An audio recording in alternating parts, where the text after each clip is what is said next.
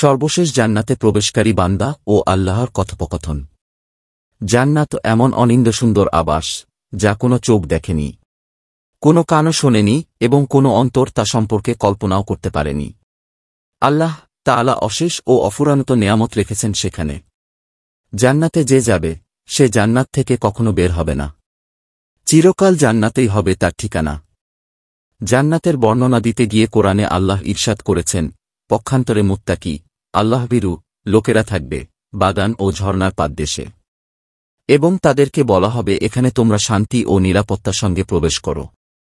তাদের মনে যে সামান্য পরিমাণ মনোমালিন্য থাকে তা আমি বের করে দেব। তারা পরস্পর ভাই ভাইয়ে মিলিত হয়ে মুখোমুখি হয়ে বসবে। সেখানে তাদের পরিশ্রমও করতে হবে না এবং তারা সেখান থেকে বহিষ্কৃত হবে না। সূরা আল হিজর আয়াত ৪৫-৪৮। সর্বশেষে জান্নাতে কে যাবে? কিছু লোক তাদের পাপের শাস্তি হিসেবে জাহান্নামে যাবে। তারা সরাসরি জান্নাতে প্রবেশ করবে না, বরং জাহান্নাম হয়ে জান্নাতে যাবে। তাদের মধ্য থেকে সর্বশেষ যে ব্যক্তি চিরসুখের আধার জান্নাতে প্রবেশ করবে, তার সম্পর্কে হাদিসে কুদসিতে বর্ণনা রয়েছে।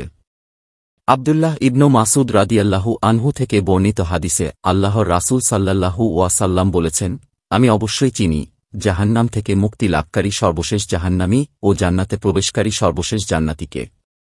জনৈক ব্যক্তি হামাগুড়ি দিয়ে জাহান্নাম থেকে বের হবে। আল্লাহ তাআলা তাকে বলবেন, যাও জান্নাতে প্রবেশ করো।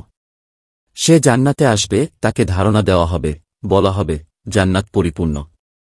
সে ফিরে এসে বলবে, হে আমার রব, আমি তা পূর্ণ পেয়েছি। অতঃপর আল্লাহ তাআলা তাকে বলবেন, যাও জান্নাতে প্রবেশ করো। তিনি বলেন, সে জান্নাতে আসবে, তাকে ধারণা দেওয়া হবে যে জান্নাত পূর্ণ। সে ফিরে এসে বলবে, হে আমার রব, আমি তা পূর্ণ পেয়েছি। অতঃপর আল্লাহ তাআলা বলবেন, যাও জান্নাতে প্রবেশ করো। তোমার জন্য দুনিয়ার সমান ও তার 10 গুণ জান্নাত রয়েছে, অথবা তোমার জন্য দুনিয়ার 10 গুণ জান্নাত রয়েছে। তিনি বলেন, সে বলবে, হে আমার রব, আপনি আমার সঙ্গে মশকরা করছেন অথবা আমাকে নিয়ে হাসছেন, অথচ আপনি রাজাধিরাজ। বর্ণনাকারী বলেন, আমি রাসূল সাল্লাল্লাহু ওয়াসাল্লামকে তখন হাসতে দেখেছি, তার মাড়ির দাঁত পর্যন্ত বের হয়েছিল। তিনি বলেন, তখন বলা হতো, এ হচ্ছে মর্যাদার বিবেচনায় সবচেয়ে নিম্ন জান্নাত। বুখারী হাদিসে কুদসি ৫৪। ইবনু মাসুদ রাদিয়াল্লাহু আনহু থেকে বর্ণিত আরেকটি হাদিসে রয়েছে, রাসূল সাল্লাল্লাহু ওয়াসাল্লাম বলেছেন, সর্বশেষ জান্নাতে প্রবেশ করবে এমন ব্যক্তি, যে একবার চলবে, একবার হোঁচট খাবে, একবার আগুন তাকে ঝলসে দেবে। যখন সে তা অতিক্রম করবে, তার দিকে ফিরে তাকাবে। অতঃপর বলবে, বরকতময় সে সত্তা, যিনি আমাকে তোমার থেকে নাজাত দিয়েছেন। নিশ্চয় আল্লাহ আমাকে এমন বস্তু দান করেছেন, যা পূর্বাপর কাউকে দান করেননি। অতঃপর তার জন্য একটি গাছ প্রকাশ করা হবে। সে বলবে, হে আমার রব, আমাকে এ গাছের নিকটবর্তী করুন, যেন তার ছায়া গ্রহণ করতে পারি ও তার পানি পান করতে পারি।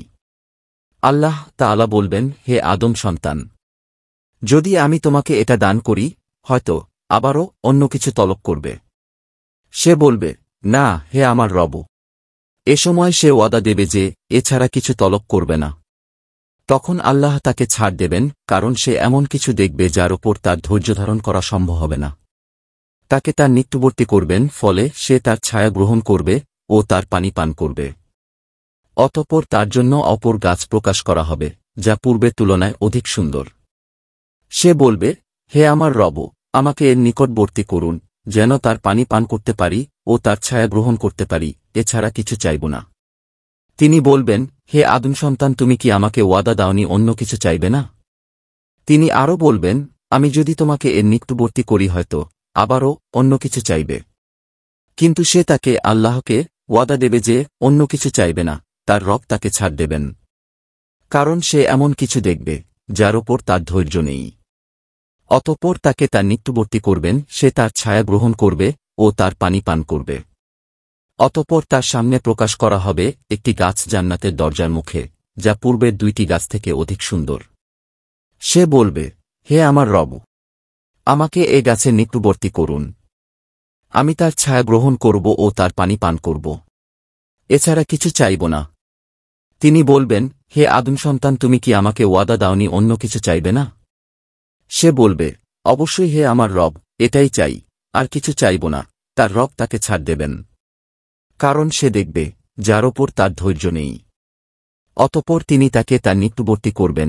যখন তার নিকটবর্তী করা হবে, সে জান্নাতীদের আওয়াজ শুনবে। সে বলবে, হে আমার রব, আমাকে তাতে প্রবেশ করান। তিনি বলবেন, হে বনি আদম, কিসে তোমার থেকে আমাকে নিষ্কৃতি দেবে? তুমি কি সন্তুষ্ট যে আমি তোমাকে দুনিয়া ও তার সঙ্গে তার সমান দান করি? সে বলবে, হে আমার রব, আপনি কি আমার সাথে ঠাট্টা করছেন, অথচ আপনি উভয় জাহানের রব? ইবনু মাসুদ রাদিয়াল্লাহু আনহু হেসে দিয়ে বলেন, তোমরা আমাকে কেন জিজ্ঞাসা করছ না আমি কেন হাসছি? তারা বলল, কেন হাসছেন? তিনি বললেন, রাসূল সাল্লাল্লাহু ওয়াসাল্লাম এরূপ হেসেছেন। তখন তারা সাহাবীরা বলল, হে আল্লাহর রাসূল, কেন হাসছেন? তিনি বললেন, আল্লাহর হাসি থেকে যখন সে বলল, আপনি আমার সাথে ঠাট্টা করছেন, অথচ আপনি উভয় জাহানের রব। তিনি বললেন, আমি তোমার সঙ্গে ঠাট্টা করছি না, তবে আমি যা চাই করতে পারি।